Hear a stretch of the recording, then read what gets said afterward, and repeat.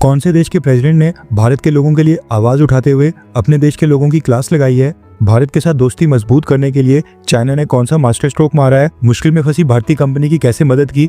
International court ने भारत के ऊपर क्या रूलिंग दी है और अमेरिका के ट्रेड डिपार्टमेंट ने भारत के ऊपर क्या कमेंट किया है? काफी सारी इंपॉर्टेंट अपडेट्स आ रही हैं, इसलिए वीडियो को एंड तक देखिएगा। सबसे पहले बात करते हैं भारत और रशिया के बारे में, जिसको भारत की सरकार टाइम टेस्टेड फ्रेंड बोलती है। दरअसल न्यूज निकल कर आ रही है कि भारत के विदेश मंत्री जयशंकर सर की रशिया विजिट फाइनलाइज हो गई है। रिपोर्ट्स के मुताबिक जयशंकर सर अगले हफ्ते 21 अगस्त को मॉस्को में रशियन विदेश मंत्री सर्गेई लावरोव और रशियन प्रेसिडेंट व्लादिमीर पुतिन के साथ बायलैटरल मीटिंग करेंगे। जयशंकर सर साल में एटलीस्ट 3 से 4 बार तो अमेरिका की विजिट कर लेते हैं, लेकिन रशिया बहुत ही रेयरली जाते हैं। लास्ट टाइम जयशंकर सर साल 2023 के दिसंबर महीने में रशिया गए थे और ये विजिट ऑलमोस्ट 2 सालों के बाद आ रही है। नेक्स्ट अपडेट आ रही है भारत और चाइना को लेकर। आपने ये तो सुना होगा कि भारत और चाइना दोनों देश रशिया से क्रूड ऑयल परचेज कर रहे हैं, लेकिन आपने ये कभी नहीं सुना होगा कि चाइना ने भारत से ऑयल परचेज किया है। बिल्कुल ठीक सुना आपने। डोनाल्ड ट्रंप ने जब से भारत के ऊपर टैरिफ्स लगाते हुए पाकिस्तान के साथ नजदीकियां बढ़ाना स्टार्ट कर दिया है, तब से भारत और चाइना के बीच की कॉपरेशन दिन 2 गुना और रात 4 गुना बढ़ रही है। रेफरेंस के लिए आपकी स्क्रीन के ऊपर आर्टिकल का स्क्रीनशॉट है। दरअसल न्यूज निकल कर आ रही है कि चाइना ने भारत से ऑयल परचेज किया है। भारत की जो नायरा एनर्जी नाम की ऑयल रिफाइनरी है, जिसमें रशियन कंपनी रोसनेफ्ट की 49% की हिस्सेदारी है, इस रिफाइनरी के ऊपर रिसेंटली यूरोपियन यूनियन ने सैंक्शन अनाउंस किए थे, जिसके बाद कई सारी कंट्रीज ने नायरा एनर्जी को नए ऑर्डर्स भी प्लेस करना बंद कर दिया था और पुराने ऑर्डर्स भी कैंसिल कर दिए थे। अब हुआ ये कि नायरा एनर्जी ऑयल रिफाइनरी ने क्रूड ऑयल को रिफाइन करने के बाद जो डीजल बनाया था वो परचेज किया था मलेशिया ने, लेकिन जब यूरोपियन यूनियन ने नायरा एनर्जी के ऊपर सैंक्शंस लगा दिए तो उसके बाद मलेशिया ने नायरा एनर्जी से डीजल लेने से इनकार कर दिया। अब हुआ ये कि नायरा एनर्जी ने डीजल की शिपमेंट मलेशिया को ऑलरेडी भेज दी थी और डीजल की शिपमेंट इंडोनेशिया और मलेशिया के ठीक नजदीक स्ट्रेट ऑफ मलक्का तक पहुंच गई थी, लेकिन इसके बावजूद मलेशिया ने नायरा एनर्जी से डीजल की शिपमेंट लेने से इनकार कर दिया। और न सिर्फ एक शिपमेंट बल्कि नायरा एनर्जी की डीजल और पेट्रोल की कई सारी शिपमेंट्स थी जो यूरोपियन यूनियन के सैंक्शंस के कारण लगातार कैंसिल हो गई थी। लेकिन अब न्यूज निकल कर आ रही है कि ये जो डीजल की शिपमेंट मलेशिया ने रिजेक्ट कर दी थी, ये अब चाइना की ऑयल कंपनीज ने परचेज कर ली है और ये शिपमेंट अब चाइना के लिए रवाना कर दी गई है। ऐसा नहीं कि चाइना ने आज पहली बार भारत की रिफाइनरी से कोई डीजल परचेज किया है। लास्ट टाइम 2021 में चाइना ने भारत की रिफाइनरी से अच्छी डील मिलने के ऊपर डीजल परचेज किया था, लेकिन ये डेवलपमेंट 4 साल के बाद हो रही है और डोनाल्ड ट्रंप के टैरिफ्स के कारण टाइमिंग काफी इंटरेस्टिंग देखने को मिल रही है। अब एक चीज यहाँ पर नोट करने वाली ये भी है कि एक तरफ मलेशिया और रीजन के बाकी देश यूरोपियन यूनियन के सैंक्शंस के डर से नायरा एनर्जी से डीजल परचेज नहीं कर रहे हैं, लेकिन दूसरी तरफ है चाइना, जो न सिर्फ यूरोपियन यूनियन के सैंक्शंस को वायलेट कर रहा है बल्कि अमेरिका के भी। चाइना ने रिसेंटली ईरान, रशिया और अब भारत की नायरा एनर्जी से क्रूड ऑयल और डीजल परचेज कर लिया है और तीनों के ऊपर सैंक्शंस लगे हैं, लेकिन इसके बावजूद डोनाल्ड ट्रंप ने चाइना के ऊपर टैरिफ्स लागू नहीं किए हैं और न यूरोपियन यूनियन ने चाइना के ऊपर कोई एक्शन लिया है। अब ये देखना इंटरेस्टिंग होगा कि क्या भारत की नायरा एनर्जी आगे भी चाइना को डीजल सेल करती है या फिर ये वन एंड ओनली केस था, क्योंकि यूरोपियन यूनियन के सैंक्शंस के बाद नायरा एनर्जी को अपने लिए नए बायर्स तो ढूंढने पड़ेंगे एंड हो सकता है कि 49% की हिस्सेदारी वाली रशियन कंपनी रोसनेफ्ट चाइना के साथ अपने रिलेशंस का इस्तेमाल करे और फ्यूचर में नायरा एनर्जी रिफाइनरी चाइना को डीजल की और भी शिपमेंट्स भेज दे। आपको क्या लग रहा है कि क्या चाइना के साथ रिलेशंस को स्ट्रॉन्ग करना ये भारत का सही स्टेप होगा? हाँ या फिर ना, नीचे कमेंट करके अपनी राय बताओ कि क्या भारत सरकार सही कर रही है या फिर गलत। नेक्स्ट अपडेट आ रही है भारत में बैठे दलाई लामा, चाइना और जर्मनी के राइट साइड के ऊपर सिचुएटेड एक यूरोपियन कंट्री चेक रिपब्लिक को लेकर। दरअसल चेक रिपब्लिक के प्रेसिडेंट पेतर पावेल पिछले महीने 27 जुलाई को भारत आए थे और उन्होंने लद्दाख में जाकर स्पिरिचुअल लीडर दलाई लामा के साथ मुलाकात की थी और 90th बर्थडे के ऊपर उनसे पर्सनली मिलकर उनको ग्रीट किया था। उस समय चाइना ने काफी प्रेशर बनाया था, लेकिन भारत ने भी परमिशन दे दी थी और साथ में चेक रिपब्लिक के प्रेसिडेंट ने भी चाइना की बात नहीं सुनी।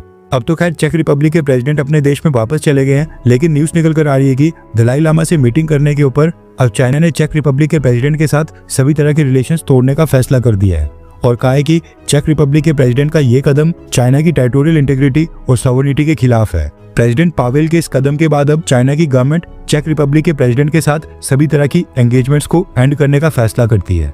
यानी कि अब चाइना में कोई भी मल्टीनेशनल इवेंट या फिर जब कोई मीटिंग होगी तो उसमें चाइना चेक रिपब्लिक के प्रेसिडेंट को इन्वाइट नहीं करेगा। शी जिनपिंग के साथ भी उनकी कोई भी डायरेक्ट मीटिंग नहीं होगी या फिर चाइनीज गवर्नमेंट या फिर उनका कोई मिनिस्टर या डिप्लोमेट अब चेक रिपब्लिक के प्रेसिडेंट पावेल के साथ मुलाकात या फिर बायलैटरल मीटिंग नहीं करेगा। बाकी जो चाइना और चेक रिपब्लिक की एम्बेसीज एक दूसरे की कंट्री में है वो पहले की तरह ही ऑपरेशनल रहेंगी, बस चेक रिपब्लिक के प्रेसिडेंट पावेल का बॉयकॉट किया जाएगा। चाइना का कहना है कि दलाई लामा एक सेपरेटिस्ट लीडर है जिसका स्पिरिचुअलिटी के साथ कोई भी लेना देना नहीं है। वैसे चेक रिपब्लिक के जो करंट प्रेसिडेंट मिस्टर पावेल हैं, इन्होंने पहली बार चाइना को नाराज नहीं किया है। साल 2023 में जब प्रेसिडेंट पावेल इलेक्ट हुए थे, मिस्टर पावेल ने उस समय भी ताइवान के sitting president Sai Ing Wen को कॉल की थी। मिस्टर पावेल बीच बीच में चाइना को एंगर करने के लिए कोई ना कोई स्टेप जरूर लेते हैं, इसलिए इस बार चाइना ने केवल चेक रिपब्लिक के प्रेसिडेंट मिस्टर पावेल के ऊपर ही रिस्ट्रिक्शंस लगा दी हैं। नेक्स्ट अपडेट आ रही है international court Indus water treaty और भारत को लेकर। दरअसल मंडे को इंटरनेशनल कोर्ट की परमानेंट कोर्ट ऑफ आर्बिट्रेशन ने पाकिस्तान की अपील के रिप्लाई में इंडस वाटर ट्रीटी के ऊपर अपनी रूलिंग देते हुए भारत को ऑर्डर किया था कि भारत वेस्टर्न रिवर्स के फ्लो को बिल्कुल भी बाधित ना करे और पाकिस्तान के हिस्से का पानी ना रोके। भारत कुछ एक्सेप्शनल केसेस में हाइड्रो इलेक्ट्रिक पावर प्रोजेक्ट्स के लिए पानी इस्तेमाल कर सकता है। अब न्यूज निकल कर आ रही है कि भारत की सरकार ने इंटरनेशनल कोर्ट की रूलिंग को रिजेक्ट कर दिया है। भारत ने कहा है कि वर्ल्ड बैंक का साल 2022 में पाकिस्तान के कहने के ऊपर एक ही टाइम के ऊपर न्यूट्रल एक्सपर्ट और कोर्ट ऑफ आर्बिट्रेशन दोनों को सेम इश्यूज के ऊपर एक्टिवेट करने का डिसीजन लेना ये भारत के लिए एक्सेप्टेबल नहीं है, क्योंकि कॉन्करेंट प्रोसीडिंग्स के अंदर प्रैक्टिकल और लीगल प्रॉब्लम्स होती हैं और हम कोर्ट ऑफ आर्बिट्रेशन के फैसले को नहीं मानते हैं। यानी इंटरनेशनल कोर्ट ने जो करना है कर ले, हम कोई बात नहीं मानेंगे। नेक्स्ट अपडेट आ रही है अमेरिका और भारत को लेकर। रेफरेंस के लिए आपकी स्क्रीन के ऊपर आर्टिकल का स्क्रीनशॉट है। दरअसल अमेरिका की तरफ से अमेरिका के US treasury secretary Scott Bessent ने अगेन एक बार फिर भारत के ऊपर कमेंट किया है और भारत के लिए रिकैल्सिट्रेंट शब्द का इस्तेमाल किया है। यूएस के ट्रेजरी सेक्रेटरी स्कॉट बेसेंट ने कहा है कि ट्रेड नेगोशिएशंस के अंदर भारत थोड़ा सा रिकैल्सिट्रेंट है, लेकिन मुझको लगता है कि हम यानी कि अमेरिका काफी अच्छी पोजीशन के ऊपर है। अब जो यहाँ पर अमेरिका के ट्रेड सेक्रेटरी ने भारत के लिए रिकैल्सिट्रेंट शब्द का इस्तेमाल किया है, ये तब इस्तेमाल किया जाता है जब कोई इंसान या फिर ग्रुप जिद्दी हो, अथॉरिटी को फॉलो ना करे, रूल्स के अगेंस्ट चले और कोऑपरेट ना करे। यानी कि बात ना मानने वाला, अनकोऑपरेटिव या फिर जिद के ऊपर अड़ने वाले इंसान के लिए रिकैल्सिट्रेंट का इस्तेमाल किया जाता है। और ये दर्शाता है कि अमेरिका के ट्रेड सेक्रेटरी के मुताबिक भारत अभी भी ट्रेड नेगोशिएशंस के अंदर अमेरिका के साथ कोऑपरेट नहीं कर रहा है और स्टबर्न और एडमेंट बिहेवियर दिखा रहा है। और ये अमेरिका के ट्रेड सेक्रेटरी ने अभी कुछ ही घंटे पहले भारत के ऊपर कमेंट किया है और अमेरिका का भारत के साथ ट्रेड डील के ऊपर लेटेस्ट कमेंट है। नेक्स्ट अपडेट आ रही है आयरलैंड से। आयरलैंड में भारत के इमिग्रेंट्स के ऊपर जो रेसिस्ट अटैक्स हो रहे हैं, उसके ऊपर अब आयरलैंड के विदेश मंत्री के बाद आयरलैंड के प्रेसिडेंट एमडी हिगिंस खुद ही सामने आ गए हैं और इन हमलों के ऊपर शर्मिंदगी जताई है। रेफरेंस के लिए आपकी स्क्रीन के ऊपर आर्टिकल का स्क्रीनशॉट है। आयरलैंड के प्रेसिडेंट ने कहा है कि भारतीय कम्युनिटी के मेंबर्स के ऊपर रिसेंटली जो घटिया अटैक्स हुए हैं वो उनकी वैल्यूज के खिलाफ है। अगर आयरलैंड में कोई भी इंसान, खासकर कोई नौजवान ऐसे बिहेवियर में शामिल होता है तो इसकी पूरी तरह से निंदा करनी चाहिए। इस तरह के एक्ट्स हम सब लोगों को नीचा दिखाते हैं और ये हम इग्नोर नहीं कर सकते हैं कि भारतीय लोगों के कारण उनकी जिंदगी यानी कि आयरलैंड के लोगों की जिंदगी में कितने फायदे आए हैं। इसके अलावा भी उनकी स्टेटमेंट काफी लंबी थी, लेकिन मेन पॉइंट ये है कि आयरलैंड के प्रेसिडेंट ने अपने लोगों से अपील करके कहा है कि भारतीय इमिग्रेंट्स उनके देश में बहुत ही ह्यूज कंट्रीब्यूशन दे रहे हैं और उनके ऊपर हमले करके हम लोगों को शर्मिंदा ना किया जाए। नेक्स्ट अपडेट आ रही है minister of road transport and highways Nitin Gadkari sir को लेकर। नितिन गडकरी सर ने 20% इथेनॉल ब्लेंडिंग के ऊपर एक नई स्टेटमेंट दी है, जिसमें नितिन गडकरी ने कहा है कि इथेनॉल ब्लेंडिंग के खिलाफ भारत में जो कैंपेन चल रहा है ये पॉलिटिकल कॉन्स्पिरेसी है, यानी कि उनके खिलाफ राजनीतिक षड्यंत्र किया जा रहा है। नितिन गडकरी ने कहा है कि इथेनॉल के इस्तेमाल से पॉल्यूशन कम हुआ है, कार्बन फुटप्रिंट कम करने के लिए इथेनॉल ब्लेंडिंग काफी जरूरी है और ये जो इथेनॉल है ये फ्यूल ऑफ द फ्यूचर है, यानी कि भविष्य में इथेनॉल का इस्तेमाल किया जाना है। इसलिए जो भी E20 यानी कि इथेनॉल ब्लेंडिंग वाले फ्यूल का विरोध कर रहा है वो एक राजनीतिक षड्यंत्र के तहत सरकार का विरोध कर रहा है। यानी कि नितिन गडकरी के मुताबिक E20 पेट्रोल से कार्स और बाइक्स और उनके इंजन्स को कोई भी नुकसान नहीं पहुंच रहा है। नेक्स्ट अपडेट आ रही है S-400 मिसाइल डिफेंस सिस्टम को लेकर। दरअसल न्यूज निकल कर आ रही है कि भारत की सेना ऑपरेशन सिंदूर में S-400 मिसाइल डिफेंस सिस्टम की परफॉर्मेंस से अब इतना खुश हो गई है कि सेना ने अब मिनिस्ट्री ऑफ डिफेंस को 2 और S-400 मिसाइल डिफेंस सिस्टम्स के ऑर्डर प्लेस करने की मांग की है।